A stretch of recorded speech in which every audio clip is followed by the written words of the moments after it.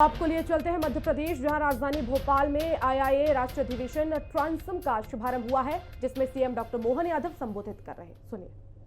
साथ साथ भगवान के उस बने हुए स्वरूप के ऊपर सभी प्रकार के आभूषण, वस्त्र, श्रृंगार करते हुए आनंद के साथ पूर्ण यौवन की तरफ आदमी जब जिस प्रकार से अपने जीवन में एक अलग प्रकार का स्थान पाता है, और ऐसे में जैसे ये बन के तैयार होता है उसी समय वापस भस्मीभूत से संसार में हम सब जानते हैं कि जब ये पृथ्वी नहीं थी तब भी आग का गोले से निकलने वाली राख से जो पृथ्वी बनी है, वो राख से आपका परिचय कराने का महाकाल के ऊपर उसको भस्म बोलते हैं। उसके बाद धूमधाम से आरती होगी, वो भस्मारती है।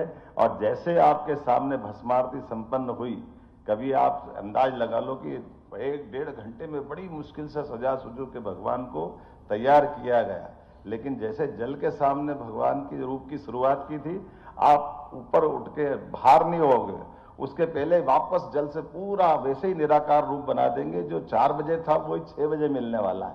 तो कभी कभी मन में आता है कि इतनी मेहनत करी, कम से कम दिन भर तो रहने दो। लेकिन वो जीवन दृष्टि है, जन्म से मृत्यु की पूरी लघु यात्रा वो आपके सामने भस्मारती के रूप में दिखाएंगे। वो आपके आनंद का वो अवसर रहेगा। वो जीवन दृष्टि हमको दिखाई देगी कि इस संसार में जो जन्मा है वो सब एक बार जन्म के बाद उसका जन्म सदैव मृत्यु की ओर दौड़ते हुए है। कोई अमर नहीं, हर कोई जो जन्म लेकर आया है अब उसका जन्म नहीं है, वो मृत्यु की यात्रा है।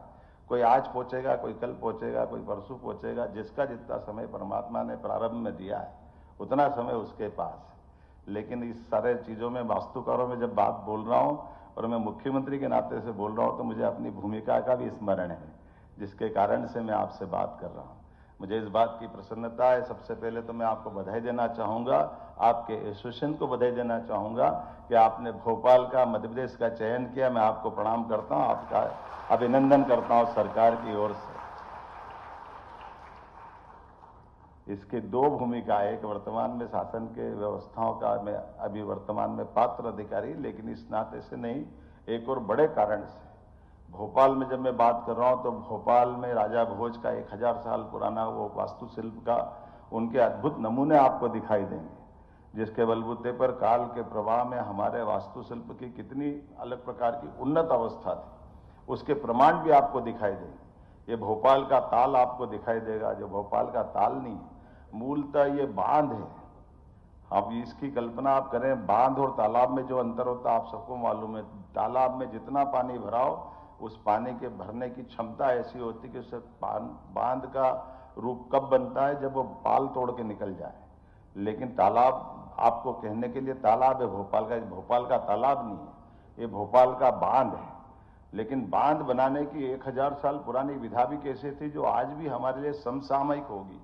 आज नदी में कोई भी बांध बनाता है तो उसकी मुख्य धारा को रोक करके पानी स्टोर करने की क्षमता होती, और जब मुख्य धारा में पानी के ऊपर बांध बनता है तो हमारा कितना ही अच्छा उन्नत सब प्रकार का मटेरियल लगे, आज नहीं तो कल उसको टूटने की संभावना पूरी होती और लागत भी कितनी बढ़ जाती। लागत भी जितनी धारा जितनी तेज आएगी, टिहरी के बांध से लेकर के अपने मोरवी के बांध तक सब दूर हमने ये विभीषिकाएं देखी है, लेकिन ये बांध उससे उत्कृष्ट श्रेणी का है।